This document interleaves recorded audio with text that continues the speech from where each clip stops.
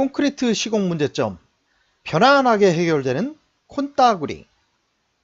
오늘은 시공 중 철근 콘크리트 구조물이 허용 진동치에 대해서 살펴보도록 하겠습니다. 일단 진동이란 이렇게 정의되어 있죠. 물체가 시간의 흐름에 따라 반복적으로 왔다 갔다 하면서 움직이는 상태, 혹은 물리적인 값이 일정값을 기준으로 해서 상하 요동을 보이는 상태죠. 이게 이제 진동파를 이렇게 나타난 거죠. 철근 콘크리트 구조물과 관련해서 기준에 대해서 좀 살펴보겠습니다.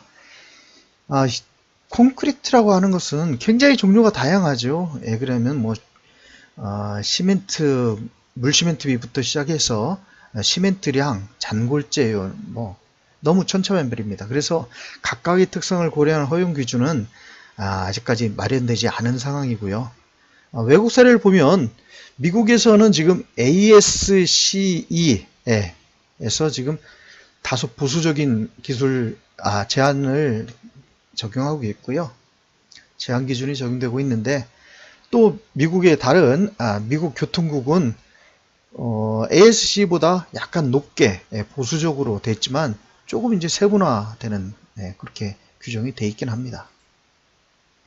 자세히 좀 살펴보면 조금 전에 말씀드린 이제 ASC이죠. 미국 토모가키입니다. 그래서 이제 시간별로 12시간, 24시간, 5일 이상 이렇게 4개로 구분해 가지고 처음 12시간까지는 0.254cm/s 허용 진동치가 그런 거죠. 그런 식으로 이제 정리가 되어 있고, 미국 교통국은 ASC보다 조금 더 세분화되어 있다고 말씀드렸죠. 그리고 약간 더 큰 보수적인 값 0.254 대 5.08, 0.635니까 조금 보수적으로 좀 같은 나라에서도 이렇게 하고 있습니다. 독일 같은 경우 예를 들면요, 12시간까지는 허용 진동치가 0.254cm/s, ASC랑 같죠. 그 다음에 ASC는 24시간이었는데 독일은 28시간까지가 1.27cm/s 이런 식으로 구분되어 있습니다. 스웨덴을 볼까요?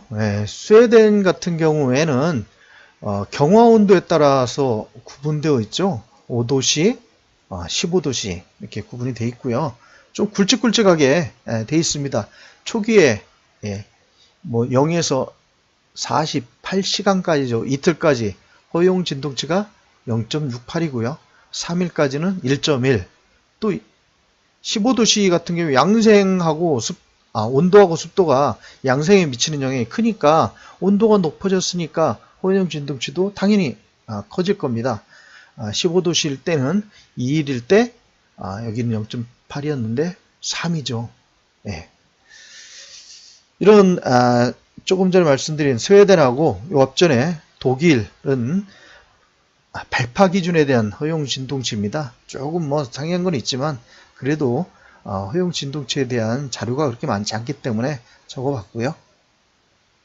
국내 시방서에 규정된 사항들을 제가 모아봤습니다.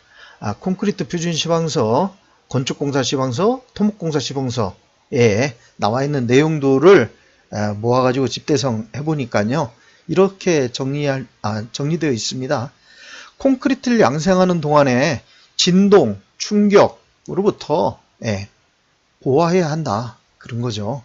그리고 콘크리트가 굳기 전에 치마가 만약에 치마균열 때 한번 다뤘죠. 콘크리트 굳기 전에 치마균열이 발생하면 여기에 진동 충격 주지 말라고 했으니까 안 하는 게 아니라 소성 초기열 상태잖아요. 치마균열은 타설하고 2시간 내에, 한두 시간 내에 발생하니까요. 초기죠. 그래서 그럴 때 치마균열이 발생하면 즉시 다짐이나 재진동 하라, 이렇게 나타나 있습니다. 또 재진동을 할 경우에는 콘크리트에 나쁜 영향이 생기지 않도록 언제 하라고요? 초결이 일어나기 전에. 초결은 언제 일어납니까? 콘크리트가 워낙 여러 가지가 있으니까요. 대체로 일종 시멘트 같은 경우에는 초결이 한 3시간쯤에 일어납니다. 그때쯤 넘어가면 재진동 하지 말라는 거죠. 그러니까 결국 양생하는 동안 진동, 충격에 콘크리트 구조물, 경화 시에는 약하다. 이렇게 알고 있으면 되겠습니다. 예, 정리 한번 해보겠습니다. 국내 같은 경우에는 현재 구조물 양생 중에 허용 기준이 규정되어 있지 않습니다. 예, 상세한 적이 없죠. 진동을 뭐 줘라, 마라 이 정도밖에 없습니다.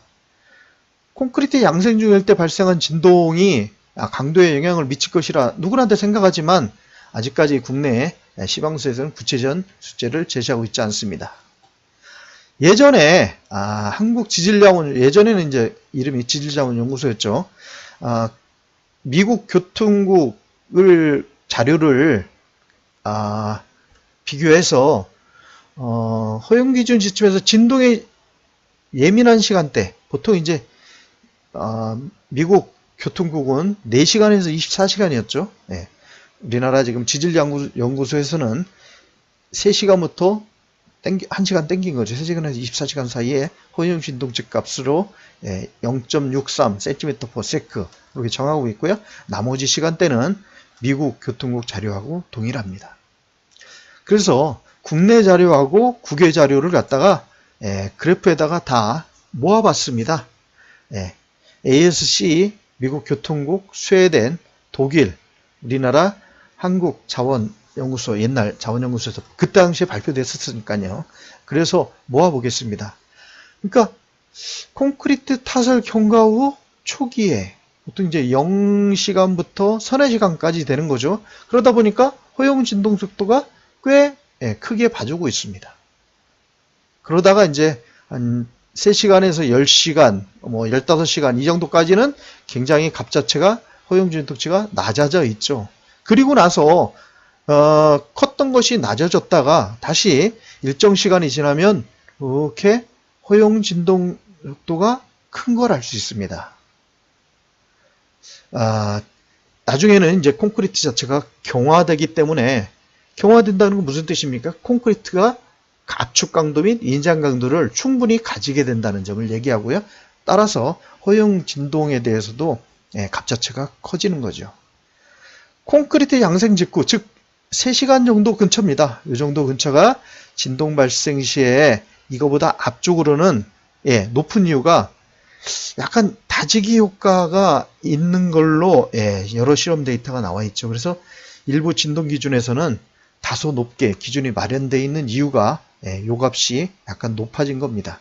그리고 나서는 이제 초겨울이 지나가서 종겨울 사이에는 리스크가 굉장히 크죠. 그리고 경화가 되면서는 약간 다시 허용 진동수가 커지는 걸 알 수 있습니다. 자, 정리를 해보겠습니다. 콘크리트 타설 후에 약한 양생 온도가 20도 정도라고 가정할 때요. 초겨울이 진행 전, 그때가 이제 대략 4시간, 3-4시간 전까지죠. 그때는 콘크리트가 액성을 유지하므로 어느 정도 진동은 콘크리트의 불리한 균열로 연결되지 않고 어떻다고요? 오히려 다짐 효과가 나타난다고요. 그래서 약간 강도를 증진시키는 그런 효과가 나타나는 경우가 많이 있습니다. 두 번째로는요, 초겨울부터 경화 전 종결까지. 초겨울부터 종결까지가 뭐라고 그럽니까? 우리는 소성 상태라고 얘기합니다. 콘크리트의 소성 상태. 그때까지는 어떤 특성이 있냐면 거푸집을 통해서 외부에서 전달되는 진동이나 충격 등이 콘크리트에 미쳐서 균열이나 강도 저하가 나타납니다. 그러니까 이 지금 2번 단계가 가장 리스크가 큰 거죠. 그래서 허용 진동 속도도 굉장히 낮게 기준을 두고 있습니다. 세 번째는 강도가 어느 정도 나타나는 경화 초기 상태.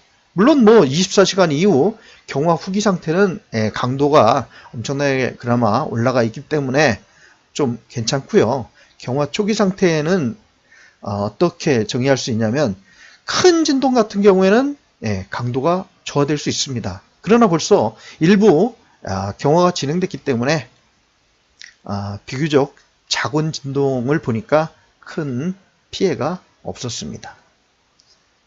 그래서 우리는 이렇게 얘기할 수 있죠. 타설 중인 콘크리트에서 진동 문제가 가장 중요하게 영향을 미치는 시기는 초겨울과 종겨울 사이다. 그게 이제 몇 시간 사이입니까? 3시간에서 한 6시간 정도 사이에 그때가 타설 중 콘크리트 중에 진동이 문제가 가장 많이 문제가 될 경우다 라고 알고 계셔야 되고, 그러면서 이제 경화 초기까지 주의를 요하야 되겠습니다. 오늘은 여기까지 하겠습니다.